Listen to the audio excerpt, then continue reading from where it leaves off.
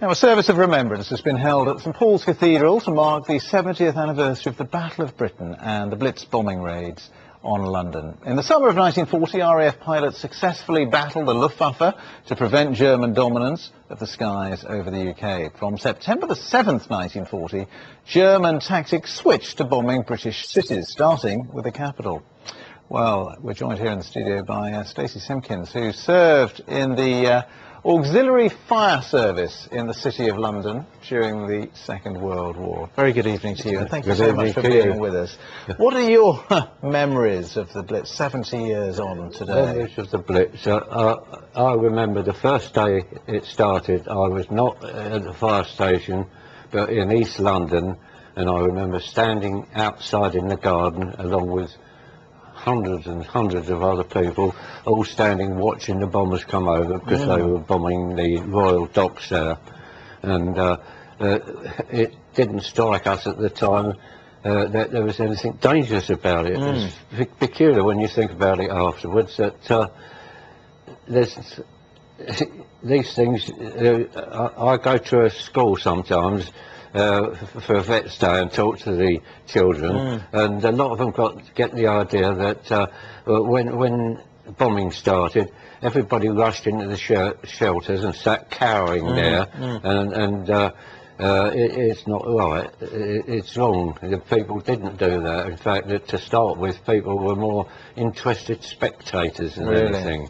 And were you surprised to see so many planes coming over London? Yes, I was dead surprised, especially when I saw one go plunging straight down, because it's the first time you ever see an aircraft, what we say, underneath you going down. It comes as a complete shock to you. I think that's actually when you start thinking, no, wait a minute, what are we doing standing here? As the bombing went on, day after day, night after night, I mean, did you get more frightened then? Did you get scared? No. I think, I'll be perfectly honest with you, I think that, like a lot of people my age at the time, we were too young and a bit too thick. I'm sure. In my case, probably both,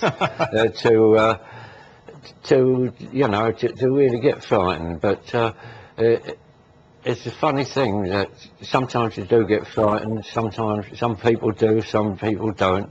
I just happen to be one of those who adopted the attitude that well, especially after the escape I had in the end, I got I suppose I had a mental attitude without knowing it that I was invincible. And various things happened, and I always seemed to be the one who was lucky, and I didn't do this or I did do that, and because of that, the worst never happened. And do you feel lucky to have survived? I feel dead lucky to have survived, because I think there was a song, I'm the Great Pretender. I don't know if you remember that.